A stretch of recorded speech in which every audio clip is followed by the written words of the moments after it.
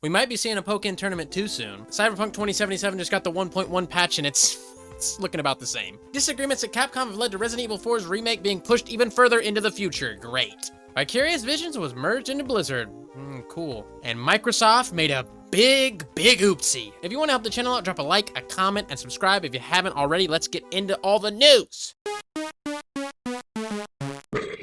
Pokken Tournament is a game that's kind of like under the radar. Not many people talk about it or really play it. I don't know anybody who plays Pokken Tournament, but it looks really cool. It looks awesome. I like Pokemon. There's not much other Nintendo news, but I wanted to throw this in there because I thought it was interesting, and I do like Pokemon. We may be getting another one according to Katsuhiro Harada on Twitter, who worked on the original game. He worked on the Tekken games. He says he wants to make another game, but it's up to Nintendo. Here's the tweet. We have a good relationship with Nintendo and Pokemon Co. Limited, and Pokken has had a great response, so I would like to make it again, but it's not what we decide, it's what they decide. So ultimately, it's up to Nintendo. Do they want to make another one? I don't know if the profits are really there, if the incentive is there. I don't know how well Pokken Tournament did. It was on Wii U, Switch, and it had an arcade version. I've played a little bit of the Wii U version, and that's about it. I'm not a fighting game guy, so my opinion doesn't even matter. It doesn't matter about anything ever, regardless anyways.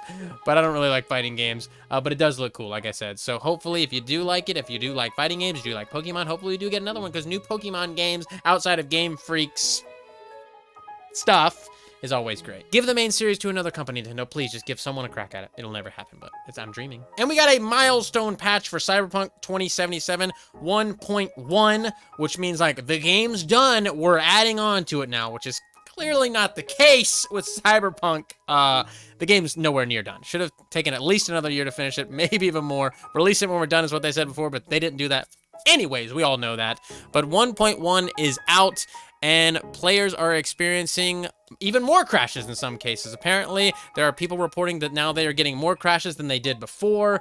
This update was supposed to be a stability update to resolve the crashing issues, etc., but we have some tweets here. Seriously, patch 1.1 installed and crashes. 3 crashes in 3 hours. I've never had the game crash on me. I haven't installed this update yet. I'm going to install the update later today and see how it goes.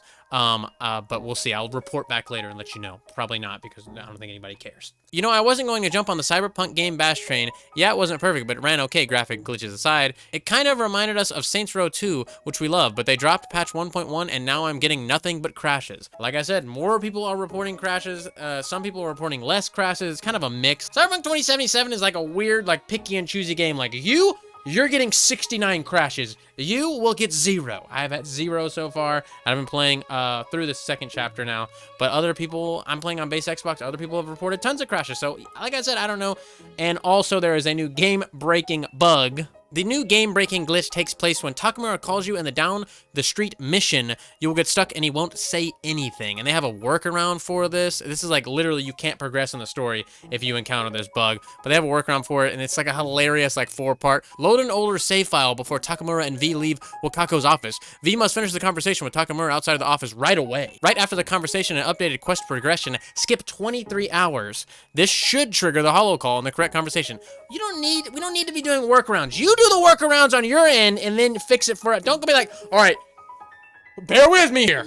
I know you bought the game, but what you need to do is all this complicated shit, and we're gonna pray to God it works, okay? We're just gonna pray to God. This is just an absolute debacle and a mess, but like I said, we all know this. I just think it's funny that the 1.1 patch is causing a lot more issues for people that didn't have them before. Obviously, some people it is running better for, and then there's even a new game-breaking bug. I thought we were going forward, not backwards, but here we are. And Capcom has apparently had to overhaul the plans for Resident Evil 4 because of disagreements within the 2 teams at Capcom that are working on the game. Apparently, new studio M2 has seen its role significantly reduced on the unannounced project. The sources told VGC, and mainline Resident Evil studio Capcom Division 1 has been brought in to lead a new direction. Reported last year, the Resident Evil 4 remake has been in development since 2018, led by Osaka-based M2, the studio founded by former Platinum Games head Tatsuya Minami. Little has been shared publicly about M2, but people with knowledge of the company said it was partly funded by Capcom and comprised of some former Platinum Games employees, including developers from Metal Gear Rising and Bayonetta 2 teams. Apparently, they worked a little bit on the Resident Evil 3 remake, just had a small role in that, but their whole division was developed specifically for the Resident Evil 4 remake. Multiple sources have indicated that following a key project review last year, it was decided that M2's role in RE4's remake would be significantly reduced. The whole reason why they made this division was like, you're here to make this game. And Capcom looked at what they were making, they said, that ain't it, Chief. You're out, baby. I guess that's what happened. But apparently Capcom's Division 1, the internal team responsible for Resident Evil and Devil May Cry games, has now been brought in to lead the RE4 project. VGC understands. So this is all hearsay and behind closed doors, rumor type stuff. None of this is for certain. This is all just literally people saying, hey, I heard this happened. It's believed the disagreements that led to M2's reduced role involved the studio's desire to stick faithfully to the template of the original Resident Evil 4, partly influenced by backlash to Resident Evil 3's remake, which did not include significant portions of the original PlayStation game, much to fans' disappointment. I've heard people were disappointed in the Resident Evil 3 remake. I never played the original.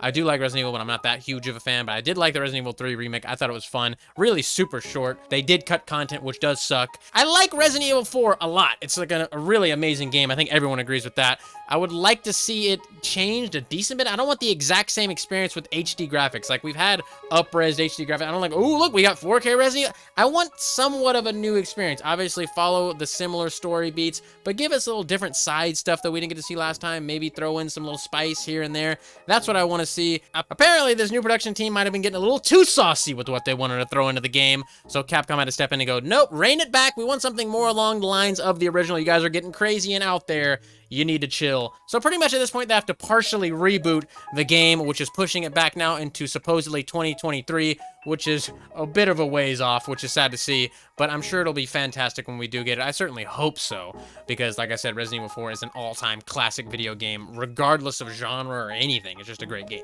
And oh my god, pour out some liquor for Vicarious Visions. Whoo, baby, we hardly knew ye. They have been merged into Blizzard and will no longer be making their own games, basically. They are going to be working solely on Blizzard projects, apparently. What role Vicarious will play at Blizzard and what projects they will be working on isn't yet known, but they will be working on existing Blizzard games and initiatives. You need to just say you didn't know what they're going to be doing. They're like, we don't know what they're going to be doing, but they are going to be doing this. This is what? I don't know how to, I read that and it's like, wait, you just said you didn't know and then you said you did. As far as the initial scope goes. Okay, so just the initial. But that sucks to see. I really love the Insane Trilogy. Tony Hawk 1 and 2 HD remake that just came out. All great stuff. Really good. They're very competent developers. I wondered why Crash 4 wasn't made by Vicarious Visions, and I was like, they did such a good job on the Insane Trilogy. Why didn't they make Crash 4? This is probably why. They were probably already planning all this move and everything ahead. Like, oh, we're merging into Blizzard. We can't start a new game right now. So Toys for Bob took over, which it might have been a much different game if Vicarious Visions had it. Maybe I would have liked it more. I don't know. I really liked Crash 4, but it was a little bit too hard in some areas. Who knows? We'll never know, but goddamn it, Vicarious Visions. See you later. And finally, the last couple days, Microsoft has blown the minds of everyone in gaming by doing one of the biggest oopsies of all time in regards to subscription services. They tried to double the price of Xbox Live Gold just like that. Just like, well, it's now double. Xbox tried to double the price of every single tier of the Xbox Live 1 month, 3 months, 6 months, 12. A 12 month was $120. It released originally in 2002, I think, and it was like $50 at launch. With inflation, that would be roughly like $70 today, but they're like, you know what? We're going all out, baby, 120. And this was kind of an effort, a lot of people think, and I do think as well, to push people towards the Game Pass Ultimate, where you get Xbox Live and Game Pass, because this was just going to be a little bit cheaper than that, and you're like, oh, well, I might as well get the Game Pass, get all the free games. I think they thought we're just stupid. We're just like, okay, Microsoft, we're just going to do that then. And the whole internet just went, nope, and just knocked Bill Gates right in his face. I don't think Bill Gates had anything to do with this. And here's a funny tweet from Xbox. Today was not great. Today was not great. They got roasted up and down. They said, whew, that hurt. Okay. We always try to do our best for you, and today we missed the mark. Ooh, goddamn, by a country mile you did. We hear you, and we're reversing our Xbox Live Gold pricing updates. Immediately, they said, here's the new price, everybody. Everybody said, nope, that ain't it. And they said, okay, sorry. And they even went even further than that because people complained and said, why are we even paying for Xbox Live to play free games like Fortnite? Fortnite is a free game to play online. Why do we have to have Xbox Live to play it? You don't have to play it. You don't have to do that on PC. And Xbox said, oh, you're right. Okay, well, we're going to work on making games that are free to play online work without Xbox Live. So there you go, guys. Xbox just got ultimately just shut the fuck down. And you love to see it. I absolutely love to see it, and it was fantastic, just all around. So congratulations, consumers. You won out this time. Xbox, sit the fuck down. You took an L today, and it wasn't pretty, baby. That's gonna take a minute for your ego to recover from that one. Woohoo! There are a lot of people on the internet that blindly defend companies and anything they do, no matter what they do, how anti-consumer it is. And this just goes to show that the more we band together and say, hey, this isn't good, regardless if you like the company or not. I like Xbox, I have Xbox Live, I play Xbox, but this is just not a good move, and you gotta call them out on their bullshit, and it will work. Because who is gonna pay $120 for Xbox? What are you gonna let PlayStation's gonna just go off the hook and just up there? It's just worse for everyone. Nintendo might even up their thing. So it's great that we shut it down, is all I'm trying to say. And again, thank you, Internet. Again, if you like the video, the channel, whatever it is, you want to help us out, like, comment, subscribe, all that stuff really helps out so much in the algorithm. Really do appreciate it. Links to everything are in the description, like our Patreon and our merch store and all that fun stuff. So go check that out. We're also on BitChute, Library, and Rumble as well. Go check us out over there. Pin comment down below with all my other stuff I work on. So check everything out, and I'll see you later.